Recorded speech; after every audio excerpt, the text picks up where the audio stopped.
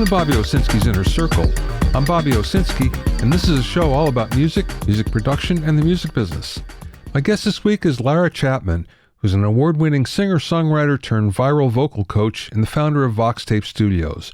Born in Switzerland, her aspirations quickly took her to New York City, where she studied musical theater and acting for film and television. After that, she moved to Boston to study music business, songwriting, and vocal performance at Berklee College of Music. While finishing her degree, she was signed to a major management deal and moved to Nashville to write and record her debut album. After many successful releases, hundreds of shows, and navigating the brutal realities of the music industry, she discovered her true passion, helping others transform from singers into artists. Lara's coaching videos have reached millions of passionate singers from all over the world, helping her build a reputation in the industry as the go-to coach for helping singers find their own voice as an artist. During our interview, we learned a lot about singing as Lara talked about transitioning from performer to vocal coach, how the good enough mentality doesn't work with singing, how singing is more than just hitting the right notes, why traditional singing lessons don't work anymore, and so much more. I spoke with Lara via Zoom from her studio in Indianapolis.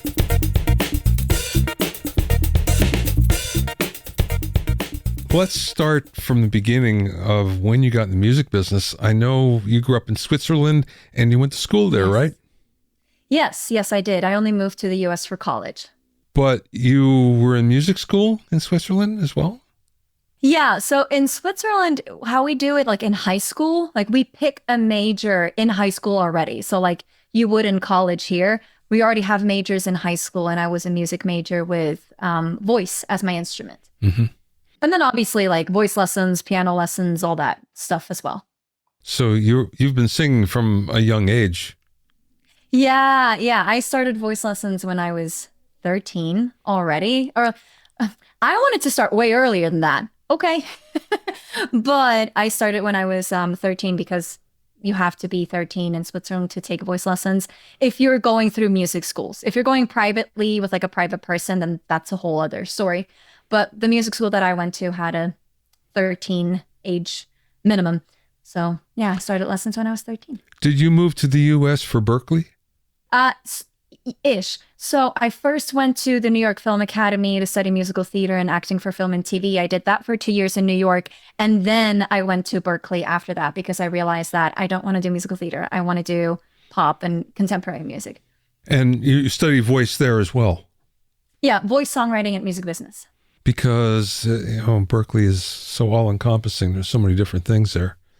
Yeah, they got everything. And it was crazy because like I got to take all these different classes on, like production and arrangement and obviously all the music theory in the world. Yeah. It was a lot, which was really cool. And a lot of performance classes as well. I used to teach there, but I went there as well as a student. The interesting thing to me, I think the best thing was the harmony classes. I don't know how much it's changed since then, but the harmony classes were fantastic. And I always felt that I got the most out of that from everything else. Really? What did you teach at Berklee? I didn't know you were teaching that. Yeah, I taught mostly the studio stuff, the recording, music production. Wow, that is so cool. Oh man, I wish you were my teacher. Wow. That would have been so cool. It was a long time ago. I helped start the program, actually.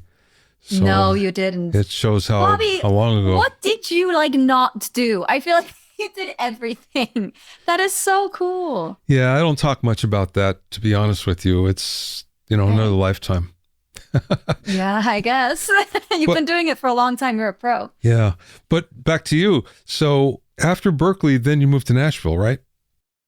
Yes. So kind of ish. So I did 3 semesters at Berklee. I did 3 semesters in 1 year. So like a summer, fall, and spring semester. And in the spring, we went on a spring break trip down to Nashville. And I was meeting up with a manager and got signed to that manager on that spring break trip, or like after the spring break trip. Anyways, went back to Berklee, finished up the semester, and then moved down to Nashville and actually finished Berklee online.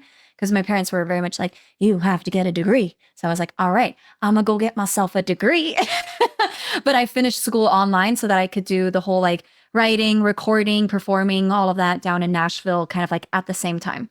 Now, that must have been a culture shock getting to Nashville, because not only is the music scene different, and it's probably different from anywhere else in the world, but also just the fact that you're in a different part of the United States that is really different from every place else. Yes, it was very different. And I'm not gonna lie, I didn't feel very at home down there. Coming from Switzerland it's very different.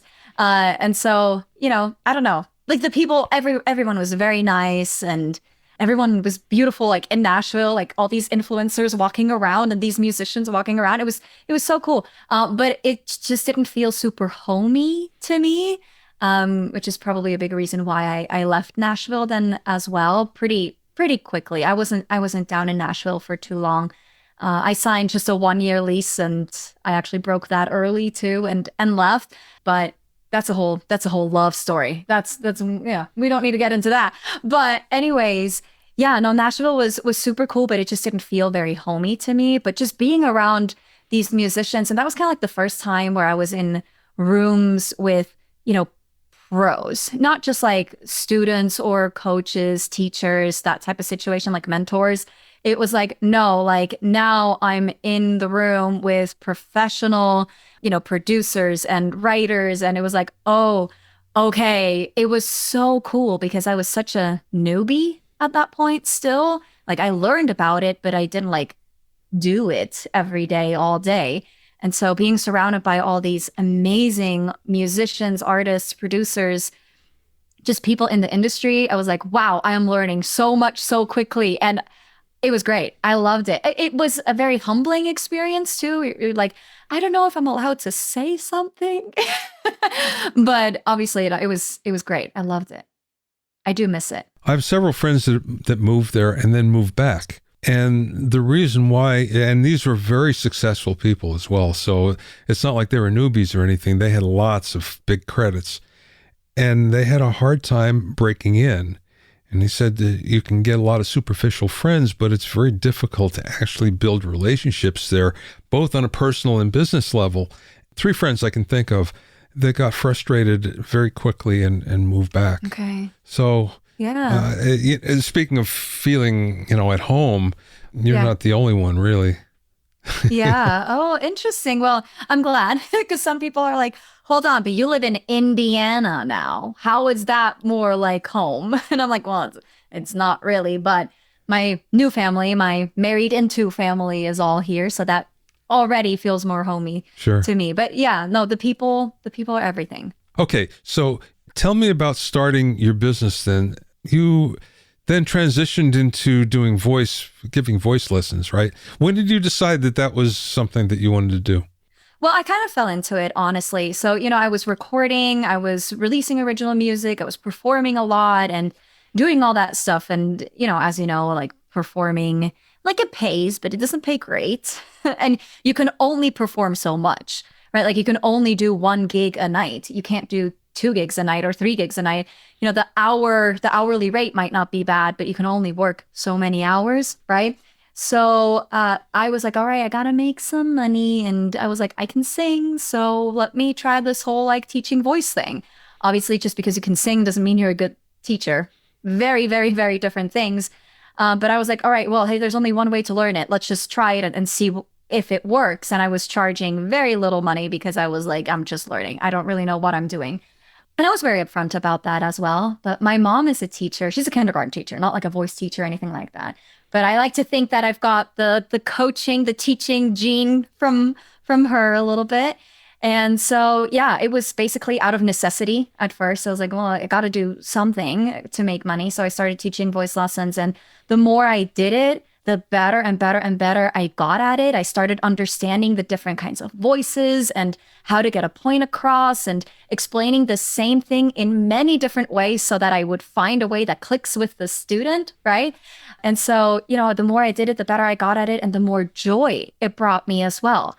And I got to a point where I started liking coaching and teaching more than the whole being the artist stuff, right? Because like, don't get me wrong, I love the recording, I love the writing, I love the performing, like that was fun. But everything else that you also have to do as an artist, that was the part where I was like, I don't want to do that anymore, especially social media. Oh my God. Now I love social media as a business owner, like teaching voice lessons and all that stuff. But as an artist, hated it because I didn't understand it. I didn't really know what to post and how to promote my music, but not in a promote-y way. And so I hated it. And yeah, I realized that maybe coaching is more my calling. Maybe that's what I should be doing full time. And I went through a whole like identity crisis for like a year and a half. I was like, no, I am not allowed to want to coach more than want to be a performer because like that's what I wanted to do my entire life. Like, what is going on? And I had a big struggle with my ego. I was like, everyone is going to think that I quit because I'm not good enough or that I just like didn't make it. And so I was very concerned with what other people were going to think about me transitioning to coaching full time rather than kind of doing a hybrid or being more of like an artist, right? Yeah, but then COVID hit and COVID was, I had to cancel my tour that I put together. I was going to go on tour from like Texas all the way over to the West Coast and back down to Nashville and just like everything. I was so excited about it. And then I had to cancel the entire thing. And I was like, all right, this is a sign. Yeah. I should probably go coaching full time. And that's when I allowed myself to do that. And that's when I opened VoxTape Studios. Before it was just Lara Chapman Music LLC. Yeah. It was great. And then I opened VoxTape Studios and transitioned to something more online. Before it was mostly just like teaching out of my home. And, students would come here and I would teach them voice lessons. And VoxTape Studios is this online studio. We now have other coaches on the team. And it's been great. I have no regrets. I'm so happy that I made the decision to transition, that I allowed myself to transition. I'm happier than ever. And I love what I do. And I think I'm pretty darn good at it too. I had a similar experience where I was a touring guitar player for a long time until I was 40. And I was a musical director for, I'm not going to name names, but let's just say a famous English artist. And the tour was so bad that at the end, I just decided I'm done with this. And it was the best day of my life. The reason why, and you've hit on it, musicians tie their ego to what they're doing. And their whole sense of reality is built around being a musician. And that might not be the right thing for you at that time in your life. And as soon as you transition to something else, for me, life got more fun. Everything was better. This giant weight lifted off my shoulders. Yeah. And it's not that I stopped because I didn't. I just transitioned from being on the road to in the studio, which in many ways is worse because, you wound up spending 12 and 14 and 16-hour days there, but nonetheless, I was at home. Yes. Yeah. You can go home, be in your bed. Yeah. But anyway, again, it's kind of the same thing where sometimes it's just, it's time. Yeah. And I like how you said like, not right now, or maybe not anymore, or maybe it will be again in the future, right? So a lot of people ask me like, all right, don't you want to go back to creating music and, releasing original music? You had so much success with it. Like, why don't you go back into it? And I'm like, I'm good. For right now, I'm good. That doesn't mean that I'm never going to go back to doing it. Just right now, I don't have the time. And also, it's not a priority. I don't have the desire to go back to the studio and record and blah, blah, blah. Like, I'm recording every day, all day, but I'm recording vocal exercises. Yeah. Right? So it's just like, not right now, but maybe again in the future. So let's talk about teaching voice now. Yeah. And I'm going to start with this. I have a number of clients that are in my mixing programs that are doing their own music. So they're self-producing. And one of the things I notice is they don't sing well. They don't spend enough time doing it. Mostly, and I can tell, if they ever worked with the real producer, the producer would have beat them up so much that they would have, understood, okay, yeah, I got to work this harder. But they don't because they haven't gone through that. That being said, do you find that that happens where there are people that are not taking the time to understand what they have to do to get better as a singer? Oh, yeah, all the time. And I feel like with singing, a lot of people have this idea of like, well, either you can do it or you can't, right? Either you have the talent for it or you don't.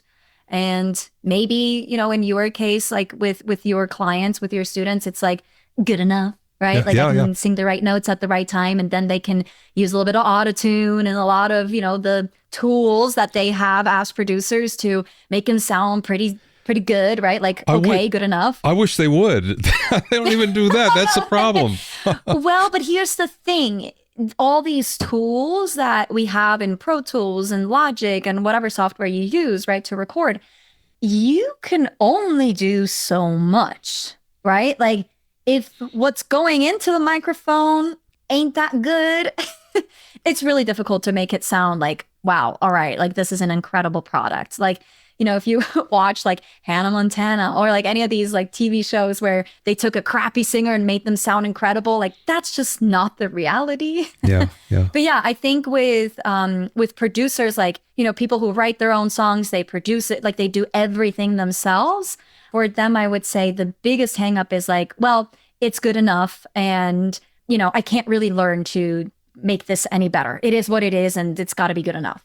I know as a producer, the way I always looked at it is, yes, I have great tools, Autotune and Melodyne and everything, but I only use it in extreme cases. It's like, okay, I can't find a way to fix this organically, then let's do it. So it might only be 2-3 times during a song. But if someone did a number of takes, then at least you can comp something together that's fairly reasonable. Even then, I mean, I come from the school where you just did it until you got it right. Yeah. And usually for us singers, like I will tell you, if you still haven't gotten it after like take 7 or 8 or maybe 10, you need to go back and practice. You just don't have it yet, right? So go back and practice. Don't just keep recording the same take over and over and over and over and over. And then you have like 50 takes and all of them still suck. Yeah. Right? Like you just have to go and practice a little bit more. And the biggest thing that I think like with someone who just doesn't have the trained ear to like listen for vocals and like really pay attention to vocals is I think they're missing the point that singing is so much more than just about like hitting the right notes at the right time and sounding okay, like sounding decent. There's so much more to it. Like you can play around with all these different tones and these different embellishments, and all of that together will help you get the point across and tell the story and support the story. Because at the end of the day, we want to tell stories as singers. It's kind of what we do. We got lyrics. We can use words, which is very unique to our instrument. Nobody else, like no other instrument has lyrics, right? So it's just like there's so much more to it. And a lot of people don't see it because they don't know what to listen for. And so just developing that ear and really paying attention to the vocals and not just the mixing and the mastering and the production and all that stuff, just really paying attention to just the vocals. What are all the different embellishments that you hear? What are all the different tones that you hear? And then start playing around with all of this in your own voice. That's how you take it to the next level. Otherwise, you'll always be mediocre. I'm sorry to say it, but it's the truth.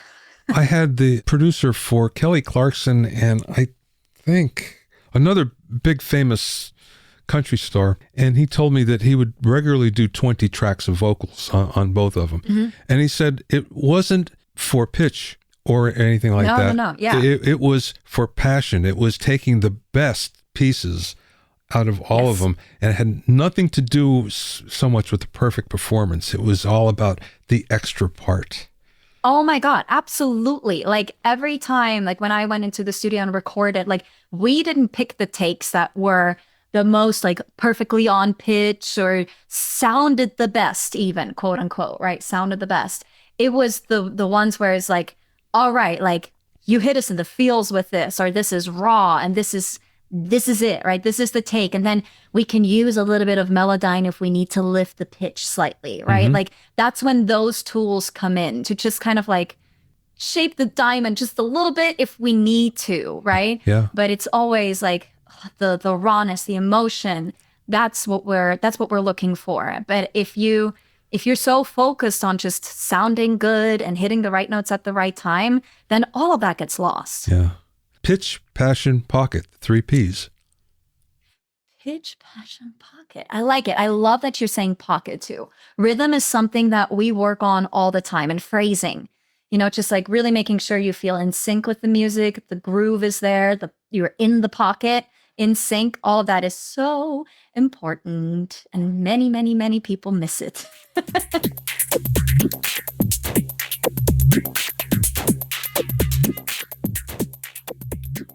We'll hear more from Lara in a second, but first, if you have any questions or comments, you can send them to questions@bobbyowsinski.com. You can find out all about my books, including the Mixing Engineer's Handbook, Recording Engineer's Handbook, AI for Music Production, the Music Business Advice Book, and more at bobbyowsinski.com. There you can also read excerpts from all my books and learn all about the latest in music, audio, and production news when you sign up for my newsletter. That's bobbyowsinski.com.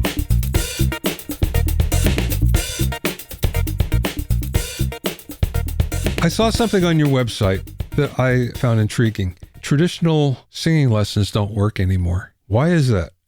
Well, so, if we think of singing lessons, a lot of people think like, all right, we got to stand there, good posture, engage the diaphragm. By the way, that's a myth. You can't engage your diaphragm when you sing. But anyways, right, just like, all right, and then we open the mouth really big and we let the sound come out. Like, no, like maybe for classical singing, sure. But that's a completely different style of singing. Like, I'm sure if you play classical guitar or like, contemporary where you're like chords and picking patterns and all that stuff, like it's almost like a completely different instrument. And it's the same thing for the voice. Classical singing and contemporary singing is very different. Like it's not all about just projecting a lot and having good posture and supporting and blah, blah, blah, blah, blah. That doesn't matter nearly as much. And also, a lot of times when we look at the more traditional side of vocal coaching, like where we've come from, it's very much like, here are all the steps that we need to hit, and this is what's going to make you sound good. I don't like that because it's not individualized. It's not personalized. It doesn't help you find your voice. It doesn't help you stand out from everybody else. It takes out all the imperfections in your voice. We don't want to do that. We want to keep those because the imperfections is what makes everybody go like, oh, that's Lara or that's Bobby. Like that's how they recognize you. And what makes singing more fun and more like you can connect better with your audience because it's not so perfect. Perfect in contemporary singing is boring. And so a lot of like that traditional vocal coaching that a lot of people like think of when they think about voice lessons, that just doesn't work to make quote unquote pop stars, right? Like someone who's an artist with their voice, they are recognizable. And obviously that doesn't mean we don't want to work on vocal technique. That is very important because, I don't want you to feel limited in your expression just because you can't hit certain notes a certain way, right? Like we still need to work on your vocal technique. That is important. But the way we do it now is different. I'm glad you touched on that because I think that's an impediment for some of my people, for instance. There's a perception that, I'm not going to take vocal lessons because of the perception that that's what's going to happen. I'm going to be taught in a traditional fashion. I don't have time for that, and it's not going to get me where I want to go anyway.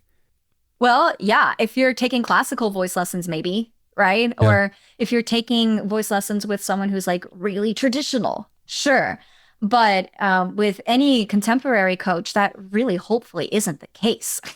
Yeah. And if that is the case, please come to me and I will show you the contemporary way of vocal coaching.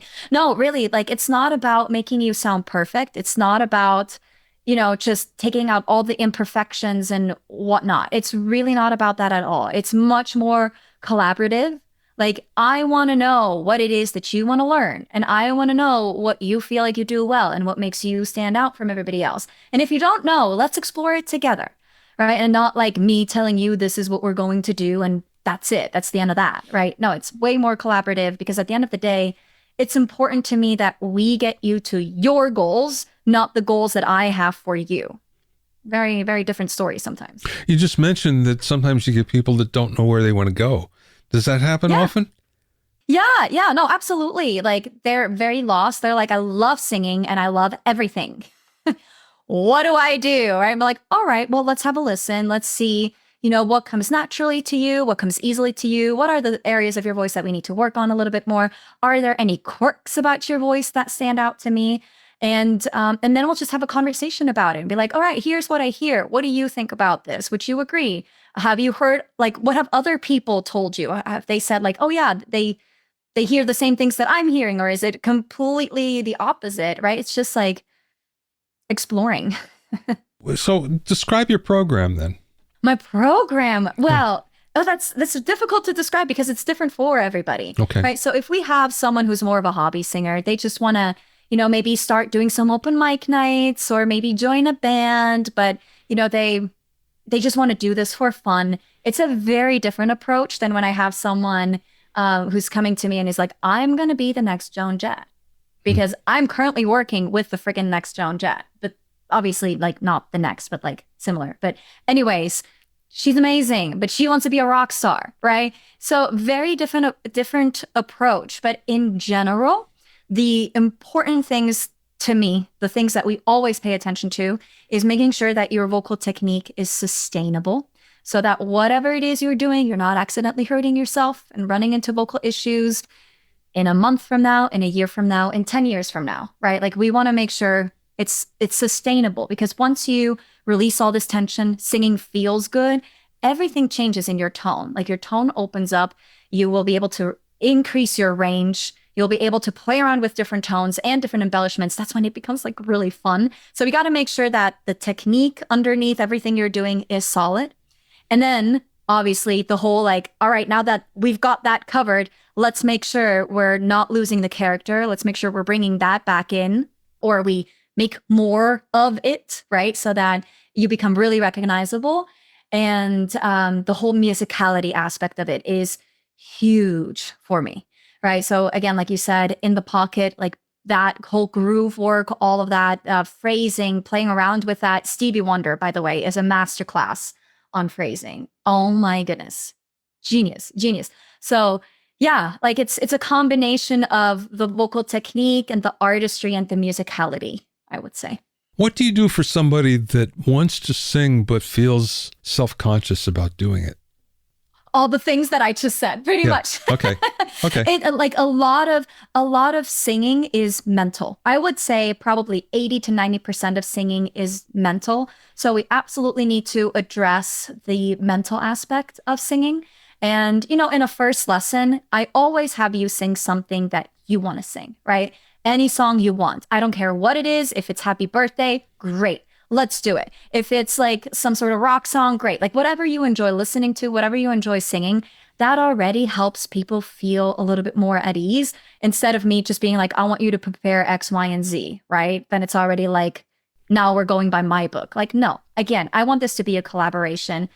And, just showing them by when they do X, Y, and Z and just like applying these things, they see like how quickly they can make progress and how quickly it changes the outcome. That's usually when they're already like, oh, this is not so bad. I might actually be able to do this. And with some practice and with some time, the self-conscious part, like the not feeling confident, all of that starts to lessen. And honestly, the best thing about this is you see how this vocal training and this confidence training affects everything in your life, not just the way you sing or the way you perform, but the way you interact with people, the way you are perceived by other people, everything, like your whole confidence level just explodes, like in a good way. Like you're not like cocky or diva, or, it's just like you present yourself differently. And we've had a lot of students who said like, I am a different person now in a good way. Yeah. And that's incredible. How about someone that wants to increase their range? Because a lot of singers are good at what they do, but they just don't have the range that they feel they should have. Yeah, absolutely. So the biggest thing to like increase the range, or what's holding people back from hitting higher notes or lower notes, is tension, right? So there's intrinsic muscles, which are the muscles within the vocal folds, and there's extrinsic muscles, muscles that are outside, like the neck, the jaw, the tongue. All of these muscles are engaging quite a lot of the times with singers in general. And so we need to work on releasing these muscles so that your voice can flow out rather than being pushed out, right? So it comes down to vocal technique, right? Like releasing tension, releasing these muscles, finding balance in the voice, working on chest voice and head voice, and finding the balance between your breath and your muscle so that you're really getting the most out of your instrument for the least amount of effort. Just a quick tip for everyone who's listening out there and you're like, my range is really small or I feel like I'm working really hard. Try less. Just try less. If you're reducing the volume by 50%, if you're reducing your effort by 50%, see what happens. You might already be able to reach higher notes or lower notes that way as well. Like, again, in our brains, we're all very much like, okay, here comes the high note. I got to work hard for it, right? And then everything starts to get tight and everything engages and it's just a whole little spiral downwards from there. So just less effort. You know, you just mentioned something that didn't occur to me, but until now, it seems to me that classical training is so much about projection, like you're saying, and being able to sing louder. But that is not the case at all, or shouldn't be a major factor in singing more modernly because you have amplification at your fingertips. Yeah. No, 100%. I actually completely removed the word projection or like, please project more in my lessons. I don't believe in it at all, because if I tell you, hey, can you project more? Can you do this louder? Like, just give me more. What happens? You just tighten up, right? You start pushing more. And then what good does that do? It just makes you tired more quickly. It gives you almost like a filter on top of your voice because there's too much compression happening. You might be going flat on high notes because now you're pushing so hard, right? Like that just doesn't work at all. Instead of projecting more, we need to resonate better. And also, like, it's really not about volume at all, right? Like, because we have a microphone every time we sing, whether you're in the studio or you're singing live, you're always singing with a microphone. I don't care about the volume. I care about the intensity, right? Like, are you singing this in a breathy voice? Are you singing this in like a belt? Or is it more mixy? Or is it a chest voice but soft, right? Like, there's so many different tones that we can create. And that's what I'm interested in, not how loudly you can make those tones, because you got the microphone. It doesn't matter. Very cool. We can go on and on. I'm happy to. I can talk about this stuff all day long. Yeah. It's so much fun. And there's a lot to talk about, but I'm not going to keep you too much longer. Last question then, Lara. What is the best piece of advice that maybe you learned along the way or somebody imparted to you? For singing in general? Could be anything. Oh my gosh. Okay. Well, for singing, I would say it's pay attention to what it feels like. We're always worried about what singing sounds like and, you know, wanting to sound good and wanting everybody to admire what we can do with our voice or with our music, right? Like, it sounds good. Pay attention to what it feels like, especially, you know, like in your throat. Is it feeling tight? Is it feeling painful? Is it feeling uncomfortable? Do you feel a tickle in your throat? Do you have to cough from singing? All of those things are not good symptoms of singing. Singing should feel effortless and easy and flowy and not tight and strained and heavy. So that's for singing. For life, piece of advice, I don't know, man. I'm still just trying to figure it all out myself. I'm not gonna lie. Yeah. I would say, like, when you're doing what you're supposed to do, everything becomes aligned and everything falls into place. Obviously, it still takes effort, right? It's not like God will take care of it for you or whatever. The universe will take care of it for you. Like, no, you still got to put in the effort.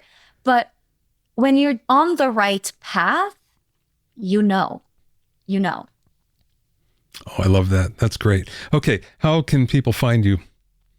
Absolutely. So follow us on like Instagram, TikTok, YouTube at VoxTape Studios. Send me an email, Lara@VoxTapeStudios.com. It's just Lara. There's no U in there. Check out our website, VoxTapeStudios.com. I'd love to connect with you and help you with your voice any way I can.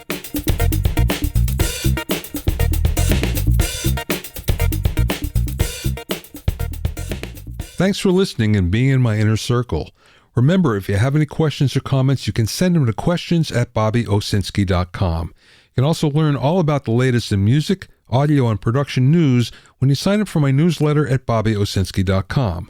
There you'll also find out about openings for my latest online classes and special events. That's bobbyowsinski.com. To listen to other episodes of Bobby Owsinski's Inner Circle, go to bobbyowsinski.com and select the podcast tab, or go to bobbyowinnercircle.com, where you can find it on Apple Podcasts, Apple Music, Mixcloud, Google Podcasts, Spotify, Deezer, TuneIn Radio, Radio Public, and Podbean. At bobbyowsinski.com and bobbyowinnercircle.com, you'll also find a sign-up form for my newsletter and for alerts for new podcasts. This is Bobby Owsinski. I will see you next time.